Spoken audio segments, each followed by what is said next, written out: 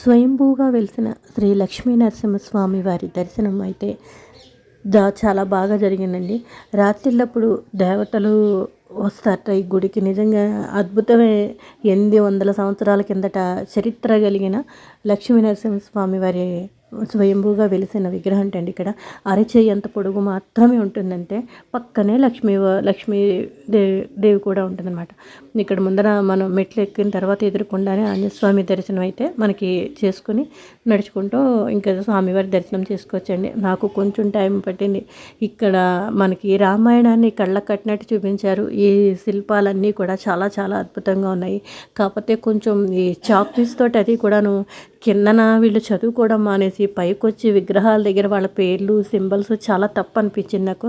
అలాంటి పొరపాటు చేయకండి. అసలు అలాంటి రూల్స్ కూడా అక్కడ పెడితే బాగుండేమో. ఇక్కడ ఎవరు రాయటానికి వీల్లేదని బాగుంది అనిపించింది నాకు. చేతనైతే దేవుళ్ళ గుడికి వచ్చి దేవుడి గుడి అన్నీ కడిగి పుణ్యం చేసుకోండి. ఇలాంటివి మాత్రం చేసి పాపాలు చేసుకోవద్దు. మాకు స్వామివారి దర్శనం అయితే చాలా బాగా జరిగిందండి. ఎంతమంది ఉన్నారో చూడండి. మేము చేసుకున్నది శనివారం.